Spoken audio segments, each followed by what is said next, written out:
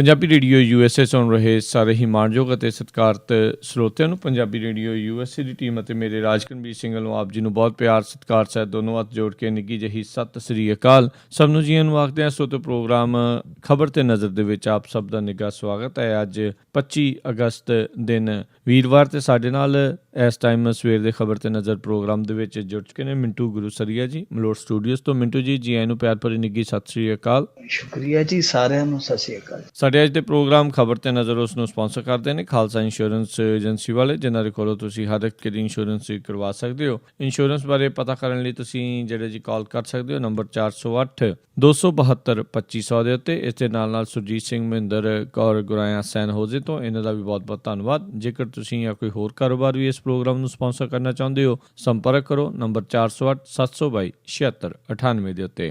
ਮਿੰਟੂ ਜੀ, ਗੱਲਬਾਤ ਦਾ ਸਿਲਸਿਲਾ ਆਪਾਂ ਸ਼ੁਰੂ ਕਰਦੇ ਹਾਂ। ਸੁੱਚਾ ਸਿੰਘ ਛੋਟੇਪੁਰ ਹੁਣਾਂ ਦਾ ਕਹਿੰਦੇ ਜੀ ਜਾਣਾ ਲਗਭਗ ਤੈਅ। ਪੰਜਾਬ ਦੀ ਆਪ ਨੇ ਲਿਖੀ ਹਾਈ ਕਮਾਨ ਨੂੰ ਚਿੱਠੀ। ਇਹ ਚਿੱਠੀ ਤੇ ਹਰ ਕੋਈ ਲਿਖਦਾ। ਇਹ ਚਿੱਠੀ ਕੋਈ ਖਾਸ ਹੀ ਹੈ ਜੀ, ਕਿਉਂਕਿ ਇਹ ਚਿੱਠੀ ਹੈ ਜਿਹੜੀ ਉਹ ਕਹਿ ਲਈਏ ਕਿ ਜਿੰਨੀ ਵੀ ਇਹਨਾਂ ਦੀ ਮਲਾਈ ਹੈ ਸਾਰੀ ਆਮ ਆਦਮੀ ਪਾਰਟੀ ਦੀ, ਉਹ ਮਲਾਈ ਹੋਈ ਧਰੀ ਹੋਈ ਹੈ ਚਿੱਠੀ ਦੇ ਉੱਤੇ। ਕਿਉਂਕਿ 21 ਟੌਪ ਦੇ ਜਿਹੜੇ ਇਹਨਾਂ ਦੇ ਲੀਡਰ ਆ ਪੰਜਾਬ ਦੇ, ਜਿਹਦੇ 'ਚ ਸਰਦਾਰ ਸਾਧੂ ਸਿੰਘ ਹੋਰੀ ਵੀ ਹੈ, ਪ੍ਰੋਫੈਸਰ ਸਾਧੂ ਸਿੰਘ ਹੋਰੀ ਵੀ ਹੈ, ਭਗਵੰਤ ਮਾਨ ਜੀ ਹੋਰੀ, ਸੁਖਪਾਲ ਖਹਿਰਾ ਜੀ ਹੋਰੀ, ਉਹਦੇ 'ਚ ਉਹ ਵੀ ਬੀਬੀ ਹੈ ਯਾਮਨੀ ਗੋਮਰ, ਜਿਹਦੇ ਤੇ ਆਪਦੇ ਤੇ ਇਹੋ ਜਿਹਾ ਰਫੜ ਚੱਲਦਾ ਪਿਆ ਕਿ ਉਹਨੇ ਚੋਣਾਂ ਦੇ ਵਿੱਚ ਫਰਜ਼ੀ ਬਿੱਲ ਜਮ੍ਹਾਂ ਕਰਵਾ ਦਿੱਤੇ ਸਨ। ਉਹਦਾ ਆਪਦਾ ਰੱਟਾ ਹਲੇ ਪਿਆ, ਪਰ ਸੈਨ ਉਹਦੇ ਵੀ ਚਿੱਠੀ 'ਚ ਹੈਗੇ ਆ, ਯਾਮਨੀ ਗੋਮਰ ਦੇ ਵੀ। ਇਸ ਤੋਂ ਇਲਾਵਾ ਹਿੰਮਤ ਸਿੰਘ ਸ਼ੇਰਗਿੱਲ, ਜਾਨੀ ਕੋਈ ਰਹਿ ਹੀ ਨਹੀਂ ਗਿਆ, ਪ੍ਰੋਫੈਸਰ ਬਲਜਿੰਦਰ ਕੌਰ, ਸਾਰੇ ਜਿਹੜੇ ਇਹਨਾਂ ਦੇ ਚੋਟੀ ਦੇ ਸਰਗਰਮ ਆਗੂ ਆਮ ਆਦਮੀ ਪਾਰਟੀ ਪੰਜਾਬ ਦੇ, ਉਹ ਸਾਰਿਆਂ ਨੇ ਚਿੱਠੀ ਪਾਈ ਹੈ। ਔਰ ਉਸ ਚਿੱਠੀ ਦੇ ਵਿੱਚ ਉਹਨਾਂ ਨੇ ਮੰਗ ਕੀਤੀ ਹੈ ਕਿ ਇਹਨੂੰ ਭਾਈ ਜਲਦੀ ਤੋਂ ਜਲਦੀ ਇਹਨੂੰ ਕਹਿ ਦਿਓ ਕਿ ਇਹ ਹੁਣ ਆਖ ਜਾਣ ਕਿ ਚੰਗਾ ਜੀ, ਜਿੰਨੀ ਸੇਵਾ ਹੋਈ ਦਾਸ ਦੀ ਪ੍ਰਵਾਨ ਕਰਿਓ, ਵੀ ਇਹਨਾਂ ਨੂੰ ਤੋਰ ਦਿਓ। ਹੁਣ ਜੋ ਵੀ ਇਹ ਸੇਵਾ ਲੈ ਰਹੀ ਹੈ ਠੀਕ ਹੈ। ਹੁਣ 21 ਬੰਦਿਆਂ ਦੀ ਜਿਹੜੀ ਚਿੱਠੀ ਗਈ ਹੈ, ਆਪਾਂ ਵੇਖ ਸਕਦੇ ਹਾਂ ਕਿ ਉਹ ਚਿੱਠੀ ਜਿਹੜੀ ਆ ਬਿਲਕੁਲ ਇਹ ਨਹੀਂ ਹੈਗਾ ਕਿ ਆਪੋ ਆਪਣੀ ਰਾਏ ਕਿਸੇ ਨੇ ਭੇਜਤੀ ਹੈ ਚਿੱਠੀ ਲਿਖ ਕੇ। ਸਮੂਹਕ ਰੂਪ ਦੇ ਵਿੱਚ ਜੇ ਚਿੱਠੀ ਤੇ ਦਸਤਖਤ ਕੀਤੇ ਆ ਤਾਂ ਇਹਦਾ ਮਤਲਬ ਹੈ ਕਿ ਉਹਨਾਂ ਨੇ ਬੈਠ ਕੇ ਇਹ ਵਿਚਾਰ ਬਣਾ ਲਿਆ ਕਿ ਕਨਵੀਨਰ ਜਿਹੜਾ ਸੁੱਚਾ ਸਿੰਘ ਆ, ਇਹਦਾ ਹੁਣ ਜਾਣਾ ਹੀ ਸਾਡੇ ਲਈ ਲਾਭ ਹਿੱਤ ਆ। ਮੰਨ ਲਓ ਜੇ ਕਨਵੀਨਰ ਨਹੀਂ ਜਾਂਦਾ ਤੇ ਫਿਰ ਜਿਹੜੇ 21 ਬੰਦੇ ਆ ਜਿਹੜੇ ਚਿੱਠੀ ਸ਼ਰੇਆਮ ਚਿੱਠੀ ਲਿਖੀ ਜਾਂਦੇ ਆ, ਫਿਰ ਇਹ ਕਿਵੇਂ ਚੱਲਣਗੇ ਨਾਲ? ਇਹ ਸਭ ਤੋਂ ਵੱਡਾ ਸਵਾਲ ਹੈ। ਚਿੱਠੀ ਮੇਰੇ ਖਿਆਲ ਦੇ ਨਾਲ ਲਿਖੀ ਨਹੀਂ ਗਈ, ਚਿੱਠੀ ਉਤਲਿਆਂ ਨੇ ਲਿਖਵਾ ਲਈ ਆ ਕਿ ਭਾਈ ਤੁਸੀਂ ਇੱਕ ਚਿੱਠੀ ਪਾ ਦਿਓ। ਦੂਜਾ ਸਾਡੇ ਕੋਲ ਯੰਤਰ ਹੈਗਾ ਜਿਹੜਾ ਸਟਿੰਗ ਵਾਲਾ ਤੇ ਠੂਆਂ ਜਿਹਨੂੰ ਆਪਾਂ ਕਹਿ ਦਿੰਦੇ ਹਾਂ, ਦੂਜਾ ਸਾਡੇ ਕੋਲ ਇਹ ਠੂਆਂ ਹੈਗਾ। ਡੰਗ ਲਈ ਦੋਵੇਂ ਚੀਜ਼ਾਂ ਰਲ ਕੇ ਬਹੁਤ ਨੇ, ਇਸ ਕਰਕੇ ਇਹਦਾ ਕੰਮ ਹੈ ਜਿਹੜਾ ਸੁੱਚਾ ਸਿੰਘ ਛੋਟੇਪੁਰ ਵਾਲਾ, ਉਹ ਲੱਗਦਾ ਕਿ ਇਹ ਚੁੱਗਾ ਜਿਹੜਾ ਸਿਆਸੀ ਝੁਕਾ ਉਹ ਚੌੜ ਹੋ ਗਿਆ।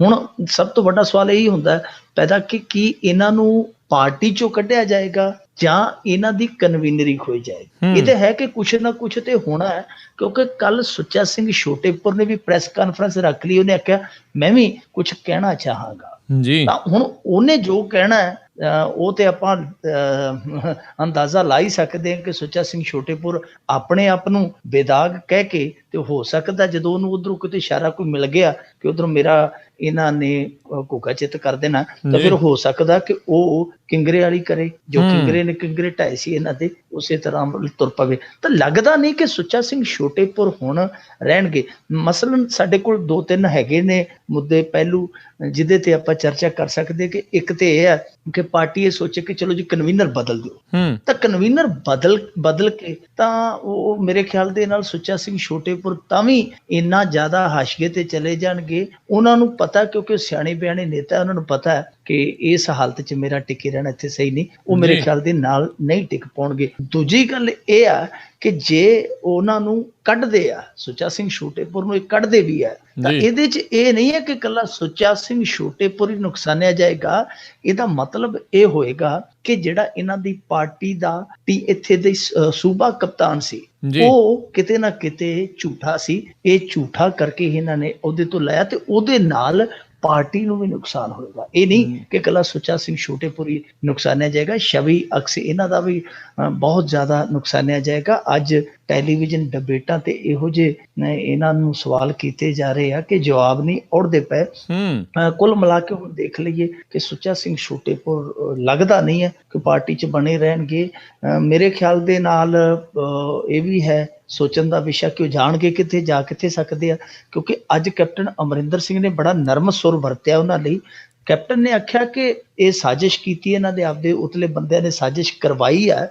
ਤੇ ਨਾਲ ਕੈਪਟਨ ਨੇ ਆਖਿਆ, ਉਹਨੇ ਆਖਿਆ ਮੇਰੇ ਬੇਸ਼ੱਕ ਇਹਦੇ ਨਾਲ ਸਿਆਸੀ ਮਤਭੇਦ ਆ, ਪਰ ਇਹ ਬੰਦਾ ਚੰਗਾ ਹੈ, ਇਮਾਨਦਾਰ ਬੰਦਾ ਹੈ। ਤਾਂ ਇਹਦਾ ਮਤਲਬ ਕਿ ਕੈਪਟਨ ਜਿਹੜੇ ਨਰਮ ਸੁਰ ਵਿਖਾ ਰਿਹਾ, ਹੋ ਸਕਦਾ ਕਿ ਕੈਪਟਨ ਇਸ ਚੀਜ਼ ਨੂੰ ਵੇਖ ਰਿਹਾ ਹੋਵੇ, ਕਿਉਂਕਿ ਸੁੱਚਾ ਸਿੰਘ ਛੋਟੇਪੁਰ ਦਾ ਪੁਰਾਣਾ ਸਾਥੀ ਰਿਹਾ। ਤਾਂ ਇਹ ਵੀ ਇੱਕ ਬਦਲ ਹੋ ਸਕਦਾ। ਅਕਾਲੀਆਂ ਵਾਲਾ ਬਦਲ ਤੇ ਮੇਰੇ ਖਿਆਲ ਦੇ ਨਾਲ ਨਹੀਂ ਵਰਤਣਗੇ ਉਹ। ਤੀਜਾ ਬਦਲ ਜਿਹੜਾ ਸਭ ਤੋਂ ਵੱਡਾ ਉਹ ਹੈ ਕਿ ਇੱਕ ਮੰਚ ਜਿਹੜਾ ਨਵਾਂ ਡਾਕਟਰ ਧਰਮਵੀਰ ਗਾਂਧੀ ਹੋਰਾਂ ਨੇ ਫੁੱਲਾਂ ਨਾਲ ਸ਼ਿੰਗਾਰਿਆ, ਉਹ ਵੀ ਵਾਜਾਂ ਮਾਰਦਾ। ਸੋ ਉਹਨਾਂ ਕੋਲ ਬਦਲ ਹੈ ਨਾ, ਪਰ ਉਹ ਬਾਅਦ ਦੀ ਗੱਲ ਹੈ, ਉਹਦੇ ਲਈ ਸਾਨੂੰ ਕੱਲ ਦਾ ਦਿਨ ਡੀਕਣਾ ਪਏਗਾ। ਪਰ ਇੱਕ ਗੱਲ ਹੈ ਕਿ ਸੁੱਚਾ ਸਿੰਘ ਛੋਟੇਪੁਰ ਨੇ ਬੜੀ ਘਾਲਣਾ ਘਾਲੀ ਸੀਗੀ, ਬਹੁਤ ਕੁਝ ਕੀਤਾ, ਪਰ ਜਿਸ ਤਰੀਕੇ ਦੇ ਨਾਲ ਜੋ ਹੋਇਆ ਇਹ ਉਹਨਾਂ ਦੇ ਮੇਰੇ ਖਿਆਲ ਦੇ ਨਾਲ ਸਿਆਸੀ ਕੈਰੀਅਰ ਲਈ ਵੀ ਚੰਗਾ ਨਹੀਂ। ਜੋ ਵੀ ਹੋਇਆ ਸਾਜ਼ਿਸ਼ ਹੋਈ ਹੈ ਪਤਾ ਨਹੀਂ, ਪਰ ਸਵਾਲ ਸਭ ਤੋਂ ਵੱਡਾ ਅੱਜ ਸੁੱਚਾ ਸਿੰਘ ਛੋਟੇਪੁਰ ਹੋਰਾਂ ਤੇ ਇਹ ਉੱਠ ਰਿਹਾ ਹੈ ਕਿ ਜੇਕਰ ਉਹਨਾਂ ਨੇ ਪਾਰਟੀ ਫੰਡ ਲਿਆ ਸੀ ਤੇ ਨਾਲ ਦੀ ਨਾਲ ਰਸੀਦ ਕਿਉਂ ਨਹੀਂ ਦਿੱਤੀ, ਜਾਂ ਅੱਗੇ ਸੂਚਿਤ ਕਿਉਂ ਨਹੀਂ ਕੀਤਾ। ਜੇ ਉਹਨਾਂ ਨੇ ਕੀਤਾ ਸੀ, ਸਾਰੀਆਂ ਆਪਣੀਆਂ ਕਾਰਵਾਈਆਂ ਨਿਭਾਈਆਂ ਸੀ, ਤੇ ਅੱਜ ਪਾਰਟੀ ਉਹਨਾਂ ਦੇ ਉਲਟ ਕਿਉਂ। ਦੂਜੀ ਗੱਲ ਆ ਕਿ ਜਿਨ੍ਹਾਂ ਨੇ ਉਹ ਸਟਿੰਗ ਆਪਰੇਸ਼ਨ ਕੀਤਾ ਸੀ ਉਹਨਾਂ ਨੇ ਇੰਨੇ ਦਿਨ ਇੰਤਜ਼ਾਰ ਕਿਉਂ ਕੀਤਾ, ਕਿਉਂਕਿ ਜੇ ਕੋਈ ਬੰਦਾ ਵਾਕਿਆ ਪਾਰਟੀ ਦਾ ਭਲਾ ਚਾਹੁੰਦਾ ਸੀ ਜਾਂ ਇਹਨੂੰ ਨੰਗਿਆ ਕਰਨਾ ਚਾਹੁੰਦਾ ਸੀ ਸੁੱਚਾ ਸਿੰਘ ਛੋਟੇਪੁਰ ਦੀ ਇਮਾਨਦਾਰੀ ਨੂੰ, ਤਾਂ ਉਹਨੇ ਇੰਨੇ ਦਿਨ ਇੰਤਜ਼ਾਰ ਕਿਉਂ ਕੀਤਾ। ਉਹਨੇ ਤੇ ਨਾਲ ਦੀ ਨਾਲ ਹੀ ਇਹ ਘੁਮਾ ਦੇਣਾ ਸੀਗਾ। ਸੋ ਇਹ ਵੀ ਆਪਣੇ ਆਪ ਦੇ ਵਿੱਚ ਇੱਕ ਬਹੁਤ ਵੱਡਾ ਵਿਸ਼ਾ ਹੈ। ਤੇ ਮੈਂ ਕੱਲ ਵੀ ਕਿਹਾ ਸੀਗਾ ਕਿ ਸਟਿੰਗ ਆਪਰੇਸ਼ਨ ਦਾ ਇੱਥੇ ਆਪਦਾ ਹੀ ਇਤਿਹਾਸ ਆ। ਆਮ ਆਦਮੀ ਪਾਰਟੀ 'ਚ ਤੇ ਜਦੋਂ ਮੁੱਖ ਮੰਤਰੀ ਬਣੇ ਸਨ ਅਰਵਿੰਦ ਕੇਜਰੀਵਾਲ, ਉਹਨਾਂ ਨੇ ਕਿਹਾ ਸੀ ਕਿ ਸਟਿੰਗ ਬਣਾ ਕੇ ਲਿਆਓ ਮੇਰੇ ਕੋਲ, ਜੇ ਕੋਈ ਪੈਸੇ ਮੰਗਦਾ, ਧੇਲਾ ਮੰਗਦਾ ਤੇ ਦੱਸੋ। ਤੇ ਮੇਰੇ ਖਿਆਲ ਦੇ ਨਾਲ ਉਹਨਾਂ ਦੀ ਜਿਹੜੇ ਵਰਕਰ ਆ ਉਹ ਪੈਰਾ ਦੇ ਰਹੇ ਆ, ਅੱਜ ਵੀ ਦੇ ਰਹੇ ਆ। ਪਰ ਜੇ ਸੁੱਚਾ ਸਿੰਘ ਛੋਟੇਪੁਰ ਹੋਰੀ ਜਾਂਦੇ ਆ, ਜਿਵੇਂ ਉਹਨਾਂ ਨੇ ਪਿੱਛੇ ਤੁਰ ਫਿਰ ਕੇ ਮੇਲਾ ਵੇਖਿਆ, ਵੱਖ-ਵੱਖ ਸਿਆਸੀ ਸੰਗਠਨਾਂ ਦੇ ਨਾਲ ਉਹ ਰਹਿ ਕੇ ਆਏ ਆ, ਜੇ ਹੁਣ ਗਾਂਹ ਨੂੰ ਤੁਰਦੇ ਆ ਤੇ ਫਿਰ ਉਹਨਾਂ ਦੇ ਨਾਲ ਤੇ ਉਹ ਹੋਏਗੀ ਲਾਹੌਰੀਆਂ 'ਚ ਜਿਹੜਾ ਇੱਕ ਮੁਹਾਵਰਾ ਵਰਤਿਆ ਜਾਂਦਾ ਹੈ, ਅਖਾਣ ਪਾਇਆ ਜਾਂਦਾ, ਜਿਹੜਾ ਉਹ ਕਹਿੰਦੇ ਹੁੰਦੇ ਆ ਕਿ ਵਿਸਾਖ 'ਚ ਖਸਮ ਕੀਤਾ ਵਾਢੀਆਂ ਵਢਾਉਣ ਨੂੰ, ਜੇਠ ਵਿੱਚ ਮਰ ਗਏ ਲੋਕਾਂ ਦੀਆਂ ਟੀਚਰਾਂ ਕਰਾਉਣ ਨੂੰ। ਇਹ ਵਿਸਾਖ ਵਾਲੀ ਲੱਗੀ ਜੇਠ 'ਚ। ਜੀ ਤੇ ਇਸ ਦੇ ਉੱਤੇ ਮਿੰਟੂ ਜੀ ਜੇ ਗੱਲ ਕਰਦੇ ਜਾਈਏ, ਬਹੁਤ ਸਾਰੇ ਜਿਹੜੇ ਲੋਕ ਆ ਇਹਨੂੰ ਇਸ ਤਰੀਕੇ ਨਾਲ ਵੀ ਦੇਖ ਰਹੇ ਆ ਵੀ ਪੰਜਾਬ ਦੇ ਕਿਸੇ ਵੀ ਮੋਢੀ ਲੀਡਰ ਨੂੰ ਜਿਹੜਾ ਜੀ ਉਹ ਗੁੱਠੇ ਲਾਉਣ ਦੇ ਲਈ ਇਹ ਹਾਈ ਕਮਾਨ ਜਿਹੜਾ ਇਹ ਸਾਰੇ ਪੈਂਤੜੇ ਵਰਤ ਰਹੀ ਆ। ਉਹੀ ਗੱਲ ਹੈ ਨਾ, ਜਿਹੜਾ ਆਪਾਂ ਵਿਚਲਾ ਇੱਕ ਨੁਕਤਾ ਚਰਚਾ ਦਾ ਕੇਂਦਰ ਬਣਾਇਆ ਕਿ ਜੇ ਸਟਿੰਗ ਕਿਸੇ ਨੇ ਇਸ ਭਾਵਨਾ ਨਾਲ ਕੀਤਾ ਕਿ ਮੈਂ ਇਹਦਾ ਪਰਦਾਫਾਸ਼ ਕਰਨਾ, ਤਾਂ ਉਹਨੇ ਇੰਨੇ ਦਿਨ ਇੰਤਜ਼ਾਰ ਕਿਉਂ ਕੀਤਾ। ਸੰਜੇ ਸਿੰਘ ਤੱਕ, ਅਰਵਿੰਦ ਕੇਜਰੀਵਾਲ ਤੱਕ ਕਿੱਥੋਂ ਤੱਕ ਪਹੁੰਚ ਹੁੰਦੀ ਗਈ। ਉਹ ਲੋਕਾਂ ਦੀ ਕਚਹਿਰੀ 'ਚ ਰੱਖ ਦਿੰਦਾ, ਸਭ ਕੁਝ ਸਾਫ਼ ਹੋ ਜਾਣਾ ਸੀ। ਤਾਂ ਇਹਦਾ ਮਤਲਬ ਇਹ ਹੈ, ਅੱਜ ਸੁੱਚਾ ਸਿੰਘ ਛੋਟੇਪੁਰ ਖੁਦ ਵੀ ਇੱਕ ਰੇਡੀਓ ਤੇ ਬੋਲੇ ਨੇ, ਉਹਦੇ ਵਿੱਚ ਉਹਨਾਂ ਨੇ ਇਸ ਸਿੱਧੇ ਤੌਰ ਤੇ ਕਿਹਾ ਕਿ ਮੇਰੇ ਖਿਲਾਫ ਸਾਜ਼ਿਸ਼ ਹੋਈ ਹੈ। ਤਾਂ ਉਹ ਕਹਿ ਰਹੇ ਆ, ਪਰ ਇਹ ਦੋਏ ਚੀਜ਼ਾਂ ਨੇ ਕਿ ਜੇ ਇਹਨਾਂ ਦੇ ਨਾਲ ਇਸ ਤਰ੍ਹਾਂ ਦਾ ਹੋਇਆ ਸੀ, ਜੇ ਇਹਨਾਂ ਨੂੰ ਪਤਾ ਸੀਗਾ, ਤਾਂ ਇਹਨਾਂ ਨੇ ਕਿਉਂ ਨਹੀਂ ਕਿਹਾ ਕਿ ਮੇਰੇ ਖਿਲਾਫ ਇਸ ਤਰ੍ਹਾਂ ਦੀਆਂ ਸਾਜ਼ਿਸ਼ਾਂ ਜਿਹੜੀਆਂ ਰਚੀਆਂ ਜਾ ਰਹੀਆਂ ਜਾਂ ਰਚੀਆਂ ਜਾ ਸਕਦੀਆਂ। ਇਹ ਕੁਝ ਨਹੀਂ ਬੋਲੇ, ਹਾਲਾਂਕਿ ਇਹਨਾਂ ਨੂੰ ਪਤਾ ਲੱਗ ਗਿਆ ਸੀ ਕਿ ਮੇਰੇ ਨਾਲ ਆਹ ਕੁਛ ਹੋ ਗਿਆ। ਦੂਜੇ ਪਾਸੇ ਜਿਨ੍ਹਾਂ ਸਟਿੰਗ ਆਪਰੇਸ਼ਨ ਕੀਤਾ ਵਾ ਤੇ ਉਹ ਇੰਨਾ ਚਿਰ ਕਿਉਂ ਚੁੱਪ ਰਹੇ ਆ, ਉਹ ਵੀ ਸਵਾਲ ਆ। ਸੋ ਸਵਾਲ ਦੋਏ ਪਾਸੇ ਆ, ਪਰ ਲੱਗਦਾ ਇਹੀ ਹੈ ਕਿ ਜਿਸ ਤਰੀਕੇ ਦੇ ਨਾਲ ਇਹਨਾਂ ਨੇ ਵਿਰੋਧ ਕੀਤਾ ਸੂਚੀ ਦਾ, ਜਾਂ ਇਹਨਾਂ ਨੇ ਮੈਨੀਫੈਸਟੋ ਵਾਲੀ ਕੰਟਰੋਵਰਸੀ ਤੇ ਜਿਵੇਂ ਆਪਣੇ ਆਪ ਨੂੰ ਪਾਸੇ ਠੱਲ ਲਿਜਾ ਕੇ ਬਚ ਕੇ, ਤਾਂ ਇਹਨਾਂ ਦੇ ਖਿਲਾਫ ਮੇਰੇ ਖਿਆਲ ਦੇ ਨਾਲ ਲੌਬਿੰਗ ਹੋਈ ਹੈ। ਇਹ ਠੀਕ ਹੈ ਕਿ ਸਟਿੰਗ ਆਪਰੇਸ਼ਨ ਦਾ ਸੱਚ ਹੈ ਜਿਹੜਾ ਉਹ ਸਾਫ਼ ਹੋਣਾ ਬਾਕੀ ਹੈ, ਪਰ ਸਿੱਧੇ ਤੌਰ ਤੇ ਜਿਵੇਂ ਅੱਜ ਚਿੱਠੀ ਲਿਖੀ ਗਈ ਹੈ, 21 ਦੇ 21 ਜਿਹੜੇ ਟੌਪ ਦੇ ਇਹਨਾਂ ਦੇ ਪੰਜਾਬ ਦੇ ਇੱਥੋਂ ਦੀ ਲੀਡਰਸ਼ਿਪ ਦੇ ਖਿਡਾਰੀ ਹੈ, ਉਹ ਇੱਕ ਮੰਚ ਤੇ ਇਕੱਠੇ ਹੋ ਜਾਣੇ, ਤੇ ਮੈਨੂੰ ਆਮ ਆਦਮੀ ਪਾਰਟੀ 'ਚ ਖਾਸ ਤੌਰ ਤੇ ਬੜਾ ਅਸੰਭਵ ਜਿਹਾ ਜਾਪਦਾ ਹੈ, ਕਿਉਂਕਿ ਇੱਥੇ ਸਭ ਦੇ ਸੁਰ ਵੱਖੋ ਵੱਖਰੇ ਆ। ਪਰ ਇਸ ਮੁੱਦੇ ਤੇ ਸੁਰਾਂ ਦਾ ਇੱਕ ਹੋ ਜਾਣਾ ਤੇ ਉੱਤੇ ਆਰਾਮ ਦੇ ਨਾਲ PAC ਨੇ ਜਿਹੜੀ ਇਹਨਾਂ ਦੀ ਕਮੇਟੀ ਹੈ ਉਤਲੀ, ਉਹਨੇ ਨਾਲ ਦੀ ਨਾਲ ਇਸ ਮੁੱਦੇ ਤੇ ਚਰਚਾ ਵੀ ਕਰ ਲੈਣੀ, ਵਿਚਾਰ ਵੀ ਕਰ ਲੈਣਾ ਤੇ ਅਗਲੇ ਦਿਨ ਦਾ ਫੈਸਲਾ ਵੀ ਰੱਖ ਦੇਣਾ। ਕਿਤੇ ਨਾ ਕਿਤੇ ਜਾਪਦਾ ਇਹ ਆ ਕਿ ਫੈਸਲਾ ਲਿਖਿਆ ਜਾ ਚੁੱਕਿਆ ਹੈ, ਸਿਰਫ ਤੇ ਸਿਰਫ ਹੁਣ ਪੜ੍ਹ ਕੇ ਸੁਣਾਉਣਾ ਬਾਕੀ ਆ। ਜੀ ਜੀ ਜੀ ਜੀ, ਸਿਆਸਤ ਬਦਲਣ ਦੀਆਂ ਗੱਲਾਂ ਕਰਦੇ ਸੀ, ਮੈਨੂੰ ਲੱਗਦਾ ਸਿਆਸਤ ਦੇ ਵਿੱਚ ਆਪ ਹੀ ਉਲਝ ਕੇ ਰਹਿ ਗਏ ਨੇ। ਤੇ ਅਗਲੀ ਜੇ ਆਪਾਂ ਗੱਲ ਕਰੀਏ ਗਗਨੇਜੇ ਹਮਲੇ ਮਾਮਲੇ ਦੇ ਵਿੱਚ 4 ਦੋਸ਼ੀਆਂ ਨੂੰ ਜੇਲ੍ਹ ਚੋਂ ਰਿਮਾਂਡ ਤੇ ਲਿਆਂਦਾ ਗਿਆ। ਕਾਫੀ ਰੌਲਾ ਪਿਆ ਇਸ ਹਮਲੇ ਦਾ, ਗੱਲ ਕੇਂਦਰ ਦੇ ਦਰਬਾਰ ਤੱਕ ਵੀ ਗਈ। ਕਮਾਲ ਦੀ ਗੱਲ ਇਹ ਸੀ ਕਿ ਉਸ ਹਮਲੇ ਤੋਂ ਬਾਅਦ ਸਾਰੀਆਂ ਸਾਡੀਆਂ ਜਿਹੜੀਆਂ ਇੱਥੋਂ ਦੀਆਂ ਚਾਹੇ ਆਪਾਂ ਕਹਿ ਲਈਏ ਇੰਟੈਲੀਜੈਂਸ ਦੀਆਂ ਜਿਹੜੀਆਂ ਸ਼ਾਖਾਵਾਂ ਸੀ ਜਾਂ ਸਾਡੀਆਂ ਸਿਕਿਉਰਿਟੀ ਫੋਰਸਿਸ ਸੀਗੀਆਂ, ਸਾਰੀਆਂ ਇਸ ਕੇਸ ਤੇ ਲਗਾ ਦਿੱਤੀਆਂ ਗਈਆਂ ਸਨ ਜੀ। ਕੇਂਦਰ ਨੇ ਕਹੀਏ ਲਵਾ ਦਿੱਤੀਆਂ ਸਨ। ਸਾਰਿਆਂ ਦਾ ਜ਼ੋਰ ਇਸ ਪਾਸੇ ਸੀ। ਇੱਕ ਹਫ਼ਤਾ ਪੰਜਾਬ ਦੀ ਪੁਲਿਸ ਜਾਂ ਪੰਜਾਬ ਦਾ ਸੂਹੀਆ ਤੰਤਰ ਇਸ ਕੇਸ ਦੀਆਂ ਪੈੜਾਂ ਨੱਪਦਾ ਰਿਹਾ। ਅਖੀਰ ਦੇਖੋ, ਜਿਹੜੀ ਪੰਜਾਬ ਪੁਲਿਸ ਨੂੰ ਇਹ ਕਹਿੰਦੇ ਜੀ ਕਿ ਇਹ ਪੁਲਿਸ ਹੈ ਜਿਹੜੀ ਵੱਡੇ ਤੋਂ ਵੱਡਾ ਕੇਸ ਹੱਲ ਕਰਨ ਦੇ ਸਮਰੱਥ ਆ, ਉਹੀ ਬੰਦਿਆਂ ਨੇ, ਉਹੀ ਬਾਦਲਾਂ ਨੇ ਇਸ ਕੇਸ ਦੀ ਜਿਹੜੀ ਇਨਵੈਸਟੀਗੇਸ਼ਨ ਸੀ ਉਹ CBI ਨੂੰ ਹੈਂਡਓਵਰ ਕਰ ਦਿੱਤੀ। ਕੱਲ ਹੈਂਡਓਵਰ ਕੀਤੀ ਹੈ ਤੇ ਅੱਜ ਇਹ ਖਬਰ ਸੁਣਨ ਨੂੰ ਮਿਲਦੀ ਪਈ ਹੈ ਕਿ 4 ਜਣੇ ਇਹਨਾਂ ਨੇ ਉਹਨੂੰ ਪ੍ਰੋਡਕਸ਼ਨ ਵਾਰੰਟ ਬੋਲਦੇ ਆ, ਜਿਹੜਾ ਕੋਈ ਜੇਲ੍ਹ ਦੇ ਵਿੱਚ ਬੰਦ ਹੋਵੇ ਤੇ ਉਹਨੂੰ ਕਿਸੇ ਹੋਰ ਕੇਸ 'ਚ ਲਿਜਾਣਾ ਹੋਵੇ, ਉਹਨੂੰ ਪ੍ਰੋਡਕਸ਼ਨ ਵਾਰੰਟ ਕਹਿੰਦੇ ਆ। ਉਹਨਾਂ ਵਾਰੰਟਾਂ ਤੇ ਇਹਨਾਂ ਨੇ 4 ਜਣੇ ਜੇਲ੍ਹ ਦੇ ਵਿੱਚੋਂ ਕੱਢ ਕੇ ਜਲੰਧਰ ਪੇਸ਼ ਕੀਤੇ ਆ। ਜਿਹੜੇ ਜੇਲ੍ਹ ਦੇ ਵਿੱਚੋਂ ਖੜੇ ਆ ਉਹਨਾਂ ਦੇ ਵਿੱਚੋਂ ਇੱਕ ਨਾਂ ਆ ਜਿਹੜਾ ਉਹ ਬੜਾ ਹੈਰਾਨ ਕਰਨ ਵਾਲਾ ਹੈ। ਉਹ ਨਾਂ ਆ ਅਮਿਤ ਅਰੋੜਾ ਦਾ। ਅਮਿਤ ਅਰੋੜਾ ਉਹੀ ਚਾਤਰ ਚਲਾਕ ਬੰਦਾ ਆ ਜਿਹਨੇ ਫਰਵਰੀ ਦੇ ਵਿੱਚ ਆਪਣੇ ਗਨਮੈਨ ਤੇ ਆਪਦੇ ਨੌਕਰ ਨੂੰ ਕਿਹਾ ਸੀ ਕਿ ਭਾਈ ਐ ਕਰੋ, ਮਾੜੀ ਜੀ ਮੇਰੇ ਝਰੀਟ ਚੁੰਝ ਜੀ ਮਾਰ ਦਿਓ ਤਾਂ ਕਿ ਗਨਮੈਨ ਜਿਹੜੇ ਆਪਾਂ ਹੋਰ ਲੈ ਲਈਏ ਤੇ ਦੁਕਾਨਦਾਰੀ ਜਿਹੜੀ ਆਪਣੀ ਹੋਰ ਚਮਕ ਸਕੇ। ਉਹਨੇ ਆਪਣੇ ਆਪ ਤੇ ਹਮਲਾ ਕਰਾਇਆ ਸੀ ਗਨਮੈਨ ਲੈਣ ਲਈ।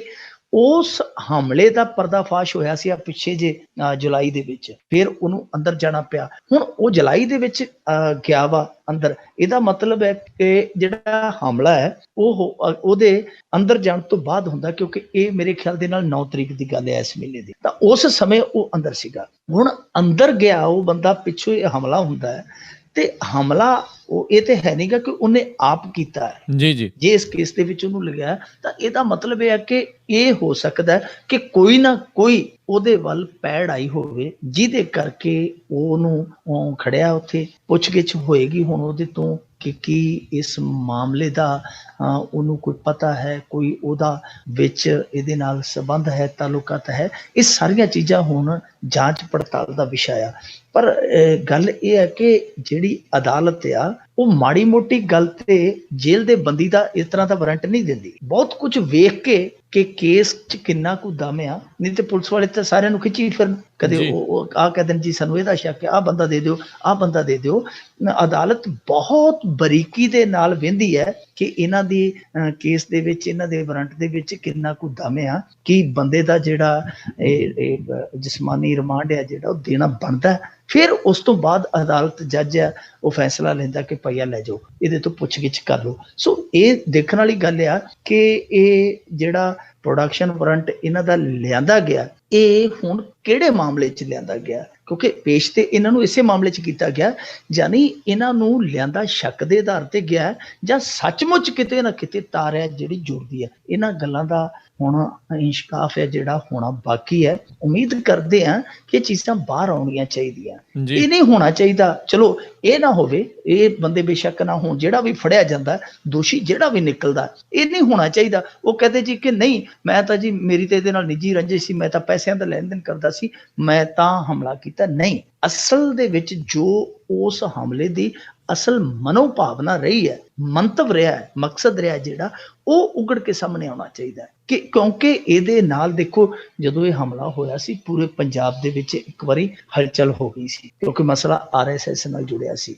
ਤੇ ਉਸ ਹਲਚਲ ਦਾ ਕਿਤੇ ਨਾ ਕਿਤੇ ਨੁਕਸਾਨ ਵੀ ਹੋ ਸਕਦਾ। ਸੋ ਇਹ ਜ਼ਰੂਰ ਸਾਫ਼ ਹੋਣਾ ਚਾਹੀਦਾ ਕਿ ਇਹਨਾਂ ਦਾ ਮੰਤਵ ਮਕਸਦ ਕੀ ਸੀ। ਪਰ ਦੂਜੇ ਪਾਸੇ ਗੱਲ ਇਹ ਹੈ ਕਿ ਦੇਖੋ, CBI ਨੂੰ ਇਹਨਾਂ ਨੇ ਇਨਵੈਸਟੀਗੇਸ਼ਨ ਦਿੱਤੀ ਹੈ, ਆਪ ਹੀ ਹੁਣੇ ਬੰਦੇ ਇਹਨਾਂ ਨੇ ਰਿਮਾਂਡ ਤੇ ਲਏ ਆ।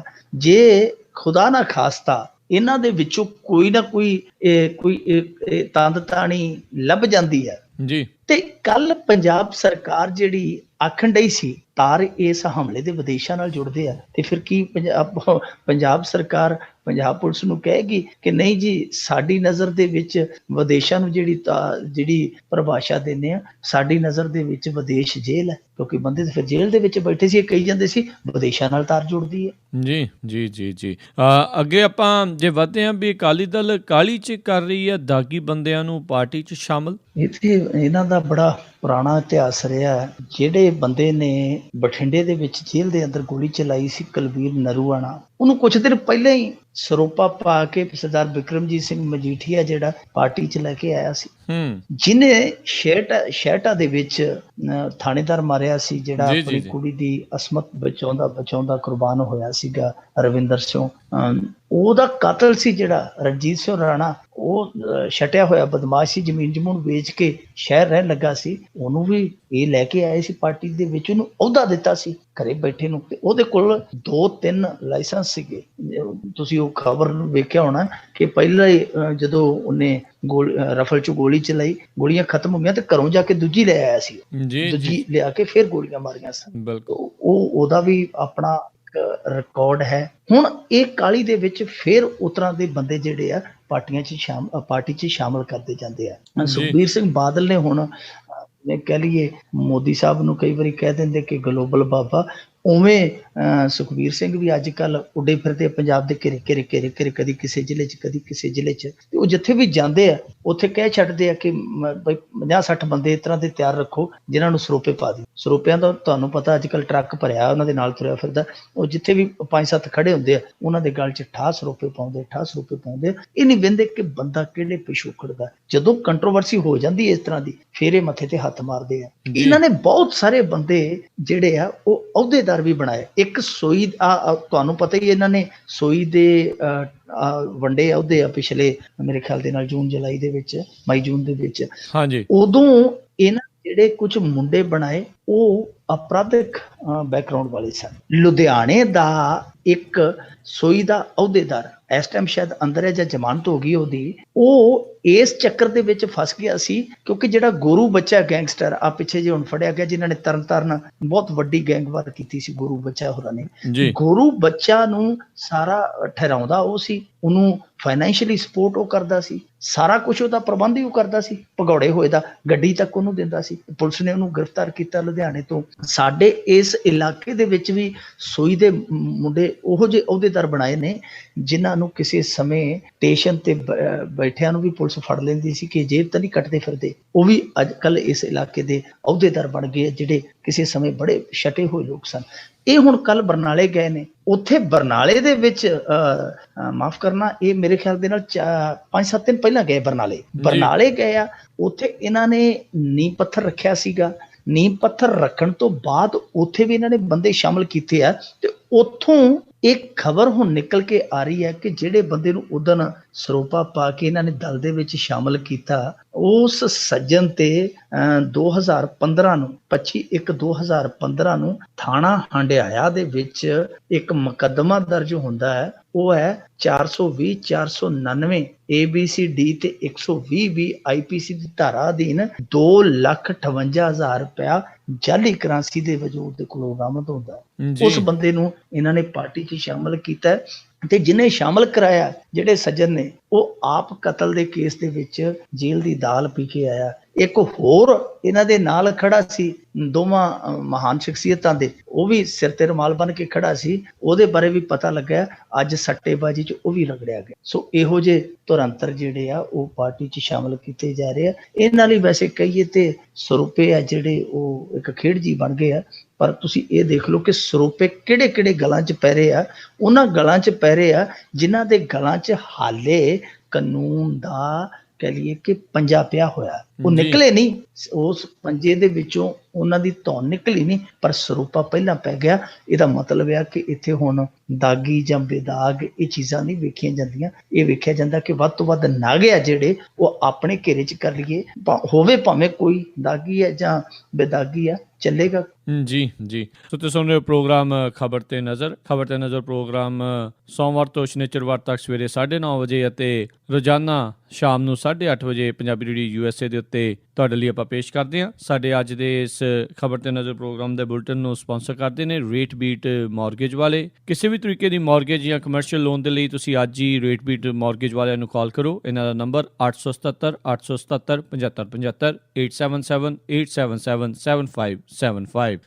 ਅੱਗੇ ਵਧੀਏ ਆਪਾਂ ਮਿੰਟੂ ਜੀ, ਵੀ ਚੋਣ ਕਮਿਸ਼ਨ ਨੇ ਪੰਜਾਬ ਵਿੱਚ ਨਸ਼ੇ ਅਤੇ ਪੈਸੇ ਦੀ ਵਰਤੋਂ ਤੇ ਚਿੰਤਾ ਜਤਾਈ। ਇਹ ਚਿੰਤਾ ਉਹਨਾਂ ਦੀ ਜਾਇਜ਼ ਆ। ਇਹ ਚਿੰਤਾ ਕੋਈ ਆਪਾਂ ਇਹ ਨਹੀਂ ਆਖ ਸਕਦੇ ਕਿ ਉਹ ਸਾਡੇ ਤੇ ਇਲਜ਼ਾਮ ਲਾ ਰਹੇ, ਅਸੀਂ ਹੁਣ ਕਹਿ ਦਈਏ ਕਿ ਸਾਡੇ ਤੇ ਆਸਾਨ ਕਰੋ, ਸਾਨੂੰ ਨਾ ਐਵੇਂ ਬਦਨਾਮ ਕਰੋ। ਉਹਨਾਂ ਨੂੰ ਨਹੀਂ ਆਪਾਂ ਕਦੇ, ਕਿਉਂਕਿ ਸਾਡੀਆਂ ਕਹਾਣੀਆਂ ਆਪ ਹੀ ਸਾਡੀ ਜ਼ੁਬਾਨੀ ਆ ਜਾਂਦੀਆਂ। ਸਾਡਾ ਜਿਹੜਾ ਸ਼ੀਸ਼ਾ ਹੈ ਉਹ ਆਪ ਹੀ ਲੋਕਾਂ ਨੂੰ ਤਸਵੀਰ ਵਿਖਾ ਦਿੰਦਾ, ਅਕਸ ਵਿਖਾ ਦਿੰਦਾ ਹੈ। ਅੱਜ ਸਾਡੇ ਇੱਕ ਮੁੰਡਾ ਫੜਿਆ ਗਿਆ ਲੁਧਿਆਣਾ ਪੁਲਿਸ ਦੇ ਨਾਰਕੋਟਿਕ ਸੈੱਲ ਵੱਲੋਂ। ਉਹ ਮੁੰਡਾ ਕਾਲਜ ਦੇ ਵਿੱਚ ਪੜ੍ਹਦਾ ਹੈ ਤੇ ਕਹਿੰਦੇ ਕਿ ਲਈ ਜਾਂਦਾ ਸੀ ਹੈਰੋਇਨ, 100 ਗ੍ਰਾਮ ਹੈਰੋਇਨ ਉਹਦੇ ਕੋਲ ਫੜੀ। ਦੇਖੋ, ਕਾਲਜ ਦੇ ਵਿਦਿਆਰਥੀ ਹੈ ਜਿਹੜੇ, ਉਹ ਵੀ ਇਸ ਧੰਦੇ 'ਚ ਲਿਬੜੇ ਹੋਏ ਆ।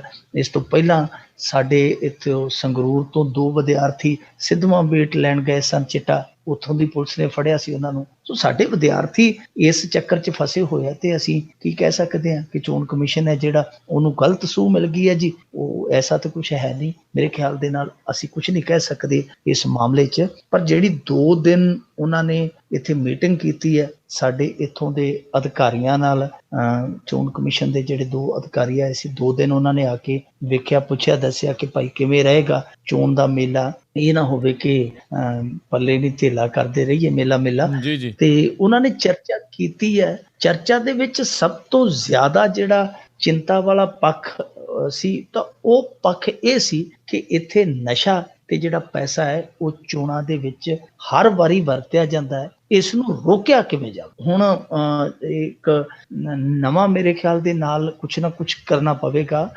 ਮੈਂ ਉਸ ਦਿਨ ਵੀ ਦੱਸਿਆ ਸੀਗਾ ਕਿ ਇਹ ਇੱਕ ਬਹੁਤ ਵੱਡਾ ਸਵਾਲ ਬਣ ਜਾਂਦਾ ਹੈ ਕਿ 2 ਵਾਰੀ ਜਿਹੜਾ ਧੜਾ ਜਿੱਤਿਆ ਹੋਵੇ ਇਲੈਕਸ਼ਨ, ਤੀਜੀ ਵਾਰ ਉਸ ਸਟੇਟ ਦੇ ਵਿੱਚ, ਉਸ ਪ੍ਰਾਂਤ ਦੇ ਵਿੱਚ ਪਾਰਦਰਸ਼ੀ ਚੋਣਾਂ ਦੀ ਉਮੀਦ, ਸੰਭਾਵਨਾ ਜਿਹੜੀ ਬੜੀ ਘਟ ਜਾਂਦੀ ਹੈ। ਬਹੁਤ ਵੱਡਾ ਕੰਮ ਹੁੰਦਾ ਹੈ, ਬਹੁਤ ਵੱਡਾ ਕਾਰਜ ਹੁੰਦਾ ਹੈ ਕਿ ਜਿਹੜੇ 2 ਵਾਰੀ ਸਰਕਾਰ ਰਿਪੀਟ ਹੋ ਜੇ, ਤੀਜੀ ਵਾਰੀ ਉਹਦੇ ਕੋਲੋਂ ਆਪਾਂ ਸਾਫ਼ ਸੁਥਰੀਆਂ ਚੋਣਾਂ ਕਰਵਾ ਲਈਏ। ਹੁਣ ਚੋਣ ਕਮਿਸ਼ਨ ਦੇ ਸਾਹਮਣੇ ਇਹੀ ਟਾਸਕ ਹੈ, ਇਹੀ ਸਭ ਤੋਂ ਵੱਡਾ ਅੜਿੱਕਾ ਹੈ। ਇਸ ਅੜਿੱਕੇ ਨੂੰ ਚੋਣ ਕਮਿਸ਼ਨ ਕਿਸ ਤਰ੍ਹਾਂ ਪਾਰ ਕਰਦਾ ਹੈ ਉਹ ਸਮਾਂ ਦੱਸੇਗਾ। ਪਰ ਜੇ ਆਪਾਂ ਹੁਣ ਇਸ ਚਰਚਾ ਦਾ ਕੱਢੀਏ ਤੱਥ ਇਹ ਨਿਕਲਦਾ ਹੈ ਕਿ ਦੇਖੋ, ਇਹ ਜੇ ਕੋਈ ਸੋਸ਼ਲ ਮੀਡੀਆ ਤੇ ਲਿਖਦਾ, ਉਹਨੂੰ ਇਹਨਾਂ ਦੇ 5-7 ਆ ਕੇ ਘੇਰ ਲੈਂਦੇ ਆ ਕਿ ਤੂੰ ਪੰਜਾਬ ਨੂੰ ਬਦਨਾਮ ਕਰਨ ਡਿਆ, ਤੂੰ ਪੰਜਾਬੀ ਨਹੀਂ, ਜਾਂ ਕਹਿ ਦਿੰਦੇ ਕਿ ਤੂੰ ਕੇਜਰੀਵਾਲ ਦਾ ਭਗਤ ਆ। ਇਹੋ ਜਿਹੇ ਸ਼ਬਦਾਂ ਨਾਲ ਨਵਾਜਦੇ ਆ।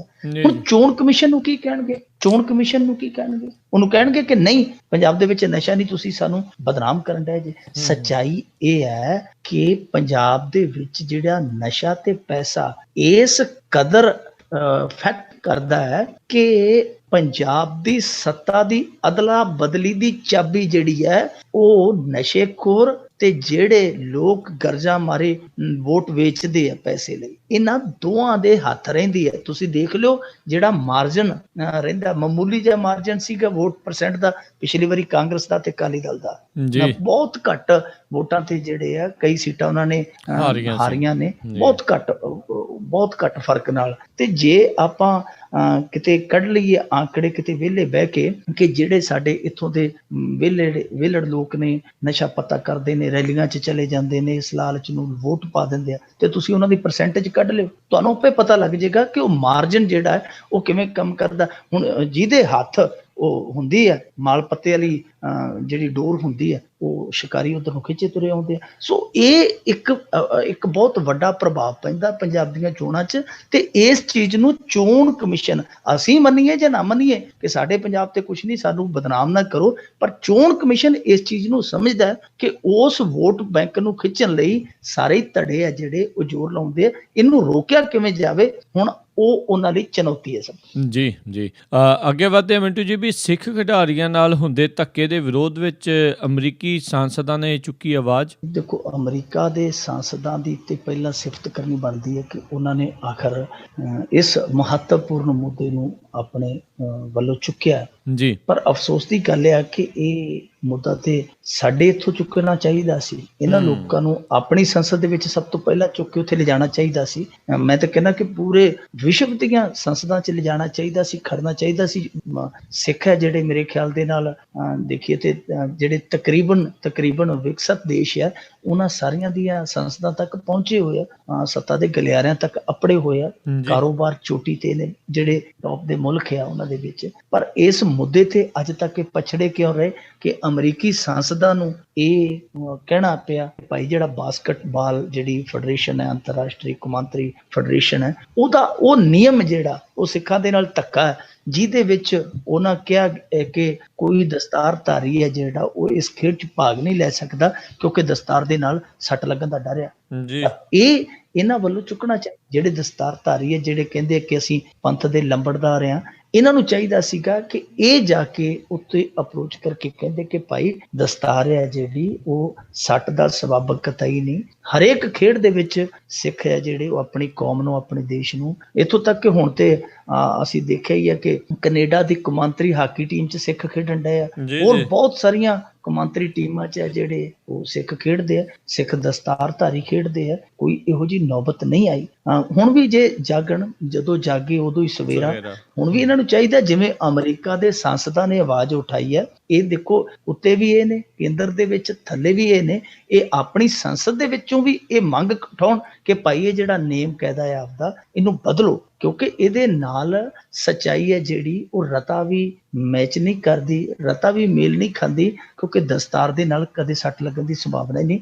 ਆਈਸ ਹਾਕੀ ਦੇ ਵਿੱਚ ਆਪਾਂ ਦੇਖਦੇ ਹਾਂ ਉਹਨਾਂ ਦੇ ਕੀ ਕੁਛ ਪਾਇਆ ਹੁੰਦਾ, ਤੇ ਉਹ ਇਸ ਤਰ੍ਹਾਂ ਤੇ ਉਹ ਫਿਰ ਗੇਮ ਹੀ ਨਹੀਂ ਹੋ ਸਕਦੀ। ਹੋਰ ਬਹੁਤ ਸਾਰੀਆਂ ਖੇਡਾਂ ਨੇ ਇਸ ਤਰ੍ਹਾਂ ਦੀਆਂ ਜਿਨ੍ਹਾਂ ਦੇ ਵਿੱਚ ਬਹੁਤ ਸਾਰਾ ਸਮਾਨ ਪਾ ਕੇ ਖਿਡਾਰੀ ਖੇਡਦੇ ਆ, ਤੇ ਫਿਰ ਤੇ ਆਪਾਂ ਕਹਿ ਸਕਦੇ ਹਾਂ ਗੱਲ ਸਮਝਾਉਣ ਦੀ ਹੈ, ਗੱਲ ਆਵਾਜ਼ ਚੁੱਕਣ ਦੀ ਹੈ, ਗੱਲ ਉੱਥੇ ਤਰਕ ਦੇਣ ਦੀ ਹੈ, ਸਫਾਈ ਦੇਣ ਦੀ ਹੈ, ਦਲੀਲ ਦੇਣ ਦੀ ਹੈ। ਤਾਂ ਇਹ ਇਹਨਾਂ ਨੂੰ ਹੁਣ ਚਾਹੀਦਾ, ਜੇ ਅਮਰੀਕੀ ਸੰਸਦਾਂ ਨੇ ਪਹਿਲ ਕੀਤੀ ਹੈ, ਇਹ ਉਹਨਾਂ ਦੇ ਨਾਲ ਖੜਨ ਔਰ ਆਪਣੇ ਨਾਲ ਹੋਰ ਵੀ ਮੁਲਕਾਂ ਦਾ ਸਮਰਥਨ ਜੋੜ ਕੇ ਇਸ ਧੱਕੇ ਦਾ ਕਹਿ ਲਈਏ ਕਿ ਹੱਲ ਕੱਢਣ ਔਰ ਸਿੱਖ ਜਿਹੜੇ ਆ ਉਹ ਉੱਥੋਂ ਦੀ ਬਾਸਕਟਬਾਲ ਦੇ ਵਿੱਚ ਵੀ ਭਾਗ ਲੈਣ। ਜੀ ਜੀ ਬਿਲਕੁਲ ਬਿਲਕੁਲ। ਅਗਲੀ ਜੇ ਆਪਾਂ ਮਿੰਟੂ ਜੀ ਗੱਲ ਕਰਦੇ ਹਾਂ, ਮਨੁੱਖਤਾ ਸ਼ਰਮਸਾਰ ਹੋਈ ਜਦੋਂ ਇੱਕ ਪਤੀ ਨੇ ਆਪਣੀ ਪਤਨੀ ਦੀ ਲਾਸ਼ ਨੂੰ ਮੋਢੇ ਤੇ ਚੱਕ ਕੇ ਤਕਰੀਬਨ 11-12 ਕਿਲੋਮੀਟਰ ਉਹਨੂੰ ਵਾਪਸ ਪਿੰਡ ਲੈ ਕੇ ਗਿਆ। ਦੇਖੋ, ਇੱਥੇ ਆਪਾਂ ਨੂੰ ਸਮਝਣਾ ਪਵੇਗਾ ਕਿ ਗਰੀਬੀ ਤੇ ਲੇਖ ਲਿਖਣੇ, ਗਰੀਬੀ ਤੇ ਰੇਡੀਓ ਤੇ ਬੋਲਣਾ ਬੜਾ ਸੌਖਾ ਹੈ ਜੀ। ਗਰੀਬੀ ਜਿਹੜੀ ਹੈ, ਗਰੀਬੀ ਦੀ ਗਲੀ ਦੇ ਵਿੱਚੋਂ ਲੰਘਣਾ, ਔਖਿਆਈਆਂ ਦੇ ਨਸ਼ਤਰਾਂ ਤੇ ਚੱਲਣਾ, ਇਹ ਉਹੀ ਜਾਣ ਸਕਦਾ ਹੈ ਜਿਹਨੂੰ ਤੁਰਨਾ ਪੈਂਦਾ ਹੈ, ਕਿਉਂਕਿ ਗਰੀਬੀ ਦੀ ਗਲੀ ਦੇ ਵਿੱਚ ਔਖਿਆਈਆਂ ਦੇ ਖੰਜਰ ਨੇ ਪੈਰ ਤੇ, ਉਹ ਜਿਹਦੇ ਪੈਰ 'ਚ ਵੱਜਦੇ ਆ ਉਹਨੂੰ ਹੀ ਪਤਾ ਕਿ ਗਰੀਬੀ ਕੀ ਹੈ। ਪਰ ਅਫਸੋਸ ਦੀ ਗੱਲ ਆ ਕਿ ਇਹਨਾਂ ਖੰਜਰਾਂ ਤੇ ਤੁਰਨ ਵਾਲੇ ਇਸ ਮੁਲਕ ਦੇ ਵਿੱਚ ਕਰੋੜਾਂ ਪੈਰ ਤੇ ਦਿਨੋਂ ਦਿਨ ਵੱਧਦੇ ਜਾਂਦੇ ਆ, ਦਿਨੋਂ ਦਿਨ ਵੱਧਦੇ ਜਾਂਦੇ ਆ। ਇਸੇ ਕਰਕੇ ਹੁਣ ਇਸ ਦੌਰ ਦੇ ਵਿੱਚ ਗਰੀਬੀ ਹੈ ਜਿਹੜੀ ਉਹ ਸਰਾਪ ਬਣ ਗਈ ਹੈ। ਨੀਤੀਆਂ ਜਿਹੜੀਆਂ ਗਲਤ ਨੇ ਉਹਨਾਂ ਨੇ ਇਸ ਨੂੰ ਪਾਪ ਵੀ ਬਣਾ ਦਿੱਤਾ ਕਿ ਗਰੀਬ ਹੋਣਾ ਵੀ ਪਾਪ ਆ। ਇਹੀ ਅੱਜ ਦੇਖਿਆ ਸਾਰੇ ਮੁਲਕ ਨੇ। ਵੈਸੇ ਤੇ ਮਨੁੱਖਤਾ ਸਾਡੇ 'ਚ ਬਚੀ ਨਹੀਂ, ਜਿਹੜੀ ਇਹ ਮਾੜੀ ਮੋਟੀ ਸਹਿਕਦੀ ਪਈ ਆ ਉਹ ਵੀ ਵੇਖ ਕੇ ਕਲਪ ਉੱਠੀ ਕਿ ਨਹੀਂ ਸੀ ਹੋਣਾ ਚਾਹੀਦਾ। ਇਹ ਘਟਨਾ ਆ ਉੜੀਸਾ ਦੀ, ਉੱਥੇ ਦੀ ਇੱਕ ਹਸਪਤਾਲ ਦੇ ਵਿੱਚ, ਮੇਰੇ ਖਿਆਲ ਦੇ ਨਾਲ ਕਾਲੀ ਹਾਂਡੀ ਕੋਈ ਇਸ ਤਰ੍ਹਾਂ ਦਾ ਜ਼ਿਲ੍ਹਾ ਹੈ ਉੱਥੋਂ ਦਾ, ਉੜੀਸਾ ਦਾ, ਜਿਹਦੇ ਵਿੱਚ ਇੱਕ ਸਰਕਾਰੀ ਹਸਪਤਾਲ 'ਚ ਦਾਣਾ ਮਾਂਝੀ ਨਾਂ ਦਾ ਇੱਕ ਵਿਅਕਤੀ ਆਪਣੀ ਪਤਨੀ ਨੂੰ ਲੈ ਕੇ ਗਿਆ ਸੀ। ਉਹਨੂੰ ਟੀਵੀ ਹੋਈ ਸੀ, ਉੱਥੇ ਇਲਾਜ ਉਹਦਾ ਚੱਲਦਾ ਸੀ, ਉਹ ਵਿਚਾਰੀ ਫੌਤ ਹੋ ਗਈ। ਉਹਨੇ ਤਰਲਾ ਮਾਰਿਆ ਕਿ ਮੇਰਾ ਪਿੰਡ 60 ਕਿਲੋਮੀਟਰ ਦੂਰ ਹੈ, ਜੀ ਕੋਈ ਮੈਨੂੰ ਗੱਡੀ ਗੁੱਡੀ ਦਾ ਪ੍ਰਬੰਧ ਕਰ ਦਿਓ। ਦੱਸਦੇ ਹਸਪਤਾਲ ਨੇ ਕਿਹਾ ਕਿ ਲਿਆ ਬਈ ਪੈਸਾ ਧੇਲਾ। ਉਹਦੇ ਕੋਲ ਕੁਛ ਵੀ ਨਹੀਂ ਸੀ। ਉਹਦੇ ਕੋਲ ਤੇ ਮੈਂ ਦੇਖ ਰਿਹਾ ਸੀ ਵੀਡੀਓ ਦੇ ਵਿੱਚ, ਵਿਚਾਰੇ ਕੋਲ ਚੱਜ ਦੀ ਲੂੰਗੀ ਨਹੀਂ ਸੀ ਤੇੜ ਬੰਨਣ ਨੂੰ, ਤੇ ਉਹਦੇ ਕੋਲ ਪੈਸਾ ਨਹੀਂ ਸੀ। ਇਸ ਕਰਕੇ ਸਾਰਿਆਂ ਨੇ ਸਿਰ ਫੇਰ ਦਿੱਤਾ। ਚਾਰੇ ਪਾਸਿਆਂ ਤੋਂ ਮਾਯੂਸ ਹੋਇਆ ਦਾਣਾ ਮਾਂਝੀ ਪੰਡ ਦੇ ਰੂਪ ਦੇ ਵਿੱਚ ਆਪਣੀ ਪਤਨੀ ਦੀ ਲੋਥ ਮੋਢੇ ਤੇ ਚੁੱਕ ਕੇ ਤੁਰ ਪਿਆ। ਨਾਲ ਉਹਦੀ ਛੋਟੀ ਜਿਹੀ ਬੱਚੀ ਸੀਗੀ, ਉਹ ਵਿਲਕਦੀ ਰੋਂਦੀ ਜਾਂਦੀ ਸੀ ਤੇ ਇਸ ਤਰ੍ਹਾਂ ਹੀ ਮੋਢੇ ਤੇ ਲਾਸ਼ ਰੱਖ ਕੇ 11 ਕਿਲੋਮੀਟਰ ਦਾਣਾ ਮਾਂਝੀ ਅੱਗੇ ਆ ਗਿਆ। ਲੋਕੀ ਉਹਦੀ ਵੀਡੀਓ ਬਣਾਉਣ ਲੱਗ ਪਏ, ਰੌਲਾ ਪਾਉਣ ਲੱਗ ਪਏ। ਜਦੋਂ ਤਮਾਸ਼ਬੀਨ ਇਕੱਠੇ ਹੋਏ, ਕਿਸੇ ਨੇ ਮੀਡੀਆ ਵਾਲਿਆਂ ਨੂੰ ਇਨਫੋਰਮ ਕਰ ਦਿੱਤਾ, ਉਹ ਉੱਥੇ ਪੱਤਰਕਾਰ ਪਹੁੰਚੇ। ਉਹਨਾਂ 'ਚ ਕੁਝ ਪੱਤਰਕਾਰ ਸੀਗੇ ਜਿਹੜੇ ਸੰਜੀਦਾ ਲੋਕ ਸੀਗੇ, ਚੰਗੇ ਲੋਕ ਸੀਗੇ। ਉਹਨਾਂ ਨੇ ਪ੍ਰਸ਼ਾਸਨ ਨੂੰ ਫੋਨ ਕਰਕੇ ਸੱਦਿਆ ਕਿ ਆਹ ਕੀ ਮਾਜਰਾ ਭਾਈ। ਫਿਰ ਉੱਥੇ ਐਂਬੂਲੈਂਸ ਆਈ ਹੈ ਤੇ ਫਿਰ ਉਸ ਅਭਾਗੀ ਬੀਬੀ ਦੀ ਜਿਹੜੀ ਲਾਸ਼ ਆ ਉਹ ਟਿਕਾਣੇ ਤੇ ਪਹੁੰਚੀ ਹੈ। ਹੁਣ ਹਸਪਤਾਲ ਦਾ ਤੁਸੀਂ ਜਵਾਬ ਦੇਖੋ, ਕੂੰਜਾਂ ਦੇ ਸ਼ਹਿਰ ਦੇ ਵਿੱਚ ਕਾਵਾਂ ਦੀ ਚਲਾਕੀ ਦੇਖੋ। ਹਸਪਤਾਲ ਵਾਲੇ ਕਹਿੰਦੇ ਆ ਕਿ ਜੀ ਮਾਂਝੀ ਨੇ ਤਾਂ ਸ਼ਰਾਬ ਪੀਤੀ ਹੋਈ ਸੀ, ਉਹ ਤਾਂ ਬਿਨਾਂ ਪੁੱਛੇ ਤੋਂ ਲਾਸ਼ ਲੈ ਕੇ ਚਲਾ ਗਿਆ। ਦੇਖੋ ਰਾਜਕਰਨਵੀਰ ਸਿੰਘ ਜੀ, ਤੁਸੀਂ ਸਿਆਣੇ ਹੋ। ਔਰ ਦਾਣਾ ਮਾਂਝੀ ਜਿਹੜਾ ਆਦਿਵਾਸੀ ਹੈ, ਇਹ ਆਦਿਵਾਸੀ ਤਰ੍ਹਾਂ ਤਰ੍ਹਾਂ ਦੀਆਂ ਵੈਸੇ ਡਰਿੰਕ ਲੈਂਦੇ ਨੇ, ਇਹਨਾਂ ਦਾ ਰਵਾਇਤ ਹੈ ਇਹਨਾਂ ਦੀ, ਲੈਂਦੇ, ਇਹਦੇ 'ਚ ਕੋਈ ਸ਼ੱਕ ਨਹੀਂ ਹੈ। ਦੇਖੋ ਦਾਣਾ ਮਾਂਝੀ ਜਿਹੜਾ ਅਨਪੜ੍ਹ ਬੰਦਾ, ਕੋਰਾ ਅਨਪੜ੍ਹ ਬੰਦਾ ਹੈ, ਉਹ ਡਾਕਟਰ ਕਦੋਂ ਤੋਂ ਬਣ ਗਿਆ? ਜਿਹਨੇ ਆਪ ਹੀ ਫੈਸਲਾ ਕਰ ਲਿਆ ਕਿ ਮੇਰੀ ਬੀਵੀ ਜਿਹੜੀ ਹੈ ਉਹ ਮਰ ਚੁੱਕੀ ਹੈ। ਤੇ ਫਿਰ ਦੂਜੀ ਗੱਲ ਇਹ ਆ ਕਿ ਸਰਕਾਰੀ ਹਸਪਤਾਲ ਚੋਂ ਇਸ ਤਰ੍ਹਾਂ ਲਾਸ਼ ਜਾਂਦੀ ਹੈ ਕਿ ਕੋਈ ਜਿਹੜਾ ਮਰਜੀ ਜਾਵੇ ਤੇ ਮੋਢੇ ਤੇ ਰੱਖ ਕੇ ਲਾਸ਼ ਤੁਰ ਪਵੇ। ਡਾਕਟਰ ਕਿੱਥੇ ਨੇ? ਉੱਥੋਂ ਦੇ ਦਰਜਾ 4 ਕਰਮਚਾਰੀ। ਤੇ ਅੱਜ ਕੱਲ ਤੇ ਭਾਰਤ ਦੇ ਵਿੱਚ ਇਹੋ ਜਿਹਾ ਸਿਸਟਮ ਹੈ ਕਿ ਮੋਰਚਰੀ ਵਾਲਾ ਉਹ ਡੱਬੇ ਜੇ ਚੋਂ ਲਾਸ਼ ਹੀ ਨਹੀਂ ਕੱਢਦਾ ਉਹਨਾਂ ਚਿਰ ਜਿੰਨਾ ਚਿਰ 150 ਉਹਦੀ ਜੇਬ 'ਚ ਨਾ ਪਾਈਏ। ਸੋ ਇਹ ਆਪਣੇ ਆਪ ਦੇ ਵਿੱਚ ਬੜਾ ਹਾਸੋਹੀਣਾ ਜਿਹਾ ਦੋਸ਼ ਆ। ਕੋਈ ਸ਼ਰਾਬੀ ਬੰਦਾ 11 ਕਿਲੋਮੀਟਰ ਆਪਣੇ ਮੋਢੇ ਤੇ ਰੱਖ ਕੇ ਲਾਸ਼ ਲਿਜਾ ਸਕਦਾ? ਨਾਲ ਉਹਦੀ ਬੱਚੀ ਹੈ। ਸੋ ਹਾਸੋਹੀਣੀ ਜੀ ਦਲੀਲ ਆ, ਕੁੱਲ ਮਿਲਾ ਕੇ ਸ਼ਰਮਿੰਦਾ ਕਰ ਦਿੱਤਾ। ਮੇਰੇ ਖਿਆਲ ਦੇ ਨਾਲ ਜੋ ਦਾਣਾ ਮਾਂਝੀ ਨਾਲ ਹੋਇਆ ਉਹ ਅੱਗੇ ਕਿਸੇ ਨਾਲ ਨਹੀਂ ਹੋਣਾ ਚਾਹੀਦਾ, ਤੇ ਜੋ ਦਾਣਾ ਮਾਂਝੀ ਨਾਲ ਹੋਇਆ ਉਹਦੇ ਲਈ ਪੂਰੇ ਮੁਲਕ ਨੂੰ ਮਾਫੀ ਮੰਗਣੀ ਚਾਹੀਦੀ ਉਸ ਬੰਦੇ ਨੂੰ, ਕਿਉਂਕਿ ਸਾਰੇ ਮੁਲਕ ਦੇ ਸਿਸਟਮ ਦਾ ਇਹ ਕਸੂਰ ਹੈ, ਕਿਸੇ ਇੱਕ ਦਾ ਨਹੀਂ, ਇਕੱਲੇ ਹਸਪਤਾਲ ਵਾਲਿਆਂ ਦਾ ਨਹੀਂ। ਇਹਦੇ ਲਈ ਸਾਰੇ ਹੀ ਅਸੀਂ ਜ਼ਿੰਮੇਵਾਰ ਹਾਂ ਜਿਨ੍ਹਾਂ ਨੇ ਇਹੋ ਜਿਹਾ ਰਲ ਮਿਲ ਕੇ ਮਾਹੌਲ ਸਿਰਜ ਦਿੱਤਾ, ਇਹੋ ਜਿਹਾ ਤੰਤਰ ਦਾ ਤਾਣਾ ਬਾਣਾ ਬੁਣਿਆ ਕਿ ਦਾਣਾ ਮਾਂਝੀ ਵਰਗੇ ਲੋਕ ਆ ਜਿਹੜੇ ਉਹ ਦੇਖਦੇ ਪਏ ਆ ਆਪਣੀ ਗਰੀਬੀ ਨੂੰ ਵੇਖ ਕੇ ਕਿ ਇੱਥੋਂ ਦੀ ਜਿਹੜੀ ਤਰੱਕੀ ਦਾ ਸੂਰਜ ਆ ਉਹ ਕਾਣੀ ਰੌਸ਼ਨੀ ਵੰਡਦਾ ਪਿਆ।